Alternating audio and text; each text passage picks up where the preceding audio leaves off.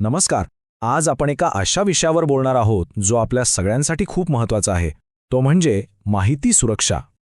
बघा, आजकाल आपलं बरंचसं आयुष्य हे ऑनलाईनच असतं, नाही का? मग अशा वेळी आपली माहिती सुरक्षित ठेवणं किती गरजेचं आहे हे वेगळं सांगायला नको. चला तर मग आजच्या या भागात आपण हेच जाणून घेऊया की आपलं हे डिजिटल जग आपण कसं काय सुरक्षित ठेवू शकतो. कधी विचार केलाय की एखाद्या मास्टर हॅकरचं अंतिम ध्येय काय असू शकतं?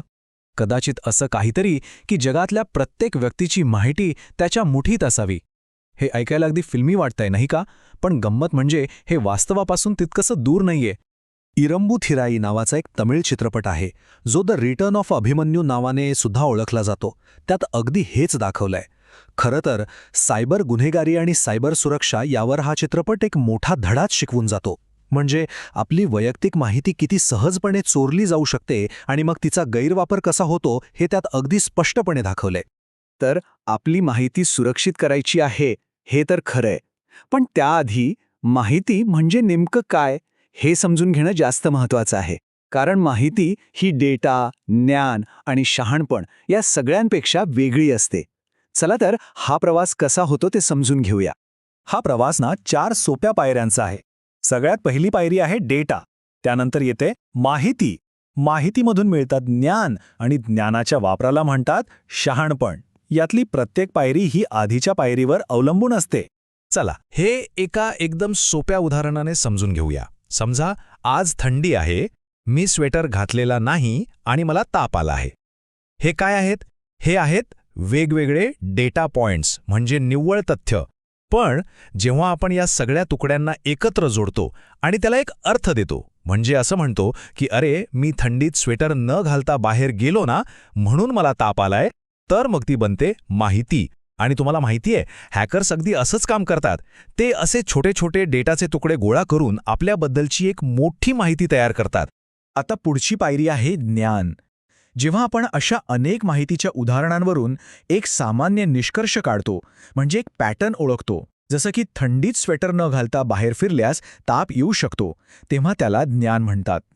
सायबर जगात हॅकरसुद्धा अशाच माहितीच्या पॅटर्नमधून एखाद्या सिस्टममधली कमजोरी शोधून काढतात. आणि मग सर्वात शेवटी येतं शहाणपण. म्हणजे काय? तर जेव्हा आपण मिळालेल्या ज्ञानाचा वापर करून योग्य कृती करतो. म्हणजे एक तत्वच बनवून टाकतो की थंडीत स्वेटरशिवाय बाहेर जायचं नाही. हे झालं आपलं शहाणपण. आपल्यासाठी शहाणपण म्हणजे स्वतःला सुरक्षित ठेवणं, पण हॅकर्ससाठी तेच ज्ञान हल्ला करण्यासाठी वापरणं हे त्यांचं शहाणपण असू शकतं. बरं, आता आपण डेटा आणि माहिती यातला फरक तर समजून घेतला. मग आता खरा प्रश्न येतो की आपल्याला ही माहिती इतकी जपून, इतकी सुरक्षित ठेवण्याची गरजच काय आहे? चला तर मग पाहूया की जर आपली माहिती सुरक्षित नसेल तर काय काय धोके असू शकतात. एक गोष्ट लक्षात घ्या, आपली वैयक्तिक माहिती खूप मौल्यवान आहे आणि ती चुकीच्या हातात पडली तर खूप मोठं नुकसान होऊ शकतं. आपली जी डिजिटल ओळख आहे ना, ती PII वर बनलेली असते. PII म्हणजे पर्सनली आयडेंटिफायबल इन्फॉर्मेशन. सोप्या भाषेत सांगायचं तर अशी माहिती जी थेट आपल्याशी जोडलेली असते, जसं की आपलं नाव, पत्ता, bank account number, email ID वगैरे वगैरे. आणि विचार करा, हीच माहिती जर लीक झाली तर काय होऊ शकतं? बँक खात्यातून पैसे चोरीला जाऊ शकतात, म्हणजे थेट आर्थिक नुकसान. आपला महत्त्वाचा डेटा कायमचा नष्ट होऊ शकतो. आपलं ईमेल किंवा सोशल मीडिया अकाउंट हॅक होऊ शकतं. एवढंच नाही तर आपली ओळख चोरून खोटे प्रोफाईलसुद्धा बनवले जाऊ शकतात. म्हणूनच या PIIचं संरक्षण करणं अत्यंत आवश्यक आहे. माहिती सुरक्षा म्हणजे दुसरं तिसरं काही नसून आपल्या माहितीचा कोणताही अनधिकृत वापर, त्यात होणारा बदल किंवा तिचा नाश रोखण्याची एक प्रक्रिया आहे. सोप्या शब्दात हे आपल्या डिजिटल ओळखीसाठी एक संरक्षक कवच आहे. पण घाबरून जाण्याचं कारण नाही. चांगली बातमी ही आहे की आपण स्वतःचं संरक्षण नक्कीच करू शकतो. चला, आता काही सोप्या पण खूप प्रभावी उपायांवर एक नजर टाकूया, ज्यामुळे आपली माहिती सुरक्षित राहील. या काही गोष्टी तर अगदी लक्षातच ठेवा. सगळ्यात पहिलं, कोणतीही अनोळखी किंवा संशयास्पद दिसणारी लिंक क्लिक करायची नाही, अजिबात नाही. दुसरं, प्रत्येक अकाउंटसाठी वेगळा आणि एकदम स्ट्रॉंग पासवर्ड हवा. तिसरं, आपली संवेदनशील माहिती जसं की बँकेचे डिटेल्स हे ईमेलमध्ये सेव्ह करून ठेवू नका. चौथं, कोणत्याही वेबसाईटवर आपली माहिती देण्याआधी त्यांच्या अटी आणि नियम नक्की वाचा. आणि पाचवं, कोणतेही ॲप इन्स्टॉल करण्यापूर्वी ते आपल्याकडून कोणत्या परवानग्या मागतंय हे काळजीपूर्वक तपासा. ही सुरक्षा फक्त आपल्यापुरती मर्यादित नाहीये. आपण जिथे काम करतो किंवा शिकतो म्हणजे ऑफिस किंवा शाळा कॉलेजमध्ये तिथे ही तितकीच आवश्यक आहे. तिथले सगळे सॉफ्टवेअर्स नेहमी अपडेटेड ठेवा, कारण प्रत्येक अपडेटमध्ये नवीन सुरक्षा फीचर्स असतात. मजबूत पासवर्ड वापरा आणि दर काही महिन्यांनी तो बदला.